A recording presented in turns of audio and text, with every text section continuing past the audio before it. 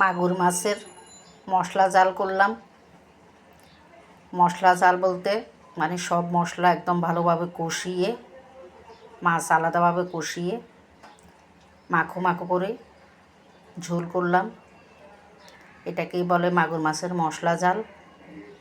রান্নাটা যেমন লোভনীয় তেমন খেতে অসাধারণ। আপনারাও এই রেসিপিতে রান্না করে খেয়ে দেখতে পারেন, ভালো লাগবে, অনেক স্বাদ লাগবে।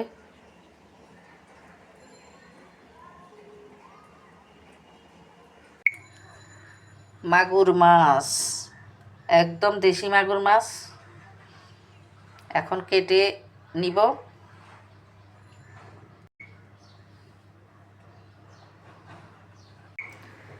মাগুর মাছ কেটে ধুয়ে নিলাম। মাছগুলো একদম ফাঁকা, দেখেই বোঝা যাচ্ছে। মাছের উপরে একদম হলুদ ছিল, আর এখন তো আরও ভালোভাবে বোঝা যাচ্ছে। এই যে কতগুলো ডিম হয়েছে।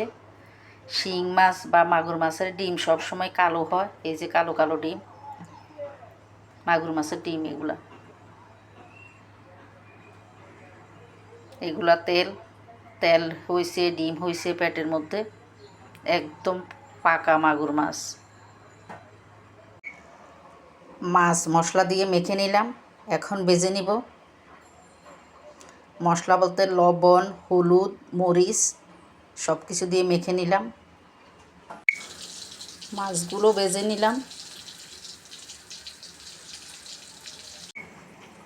এদিকে আমি কড়াইতে তেল দিয়ে সব মশলা ভেজে নিচ্ছি।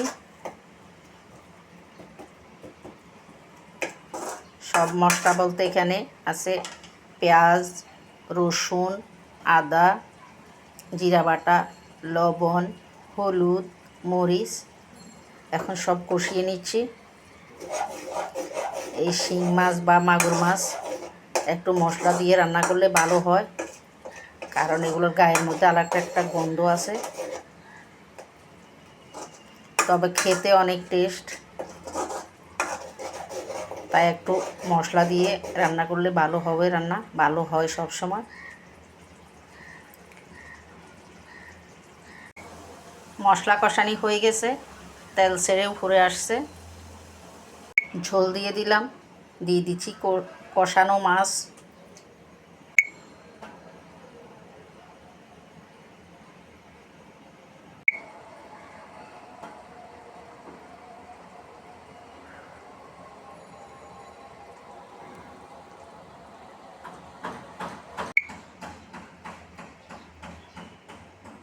রান্না হয়ে গেল মোটামুটি মাগুর মাছের মশলা জাল। লবণ দেখে নিচ্ছি, ঠিক আছে লবণ। দেখতে যেমন লোভনীয় লাগতেছে তরকারিটা, খেতেও অনেক স্বাদ হয়। তো নামিয়ে নিব, হয়ে গেল।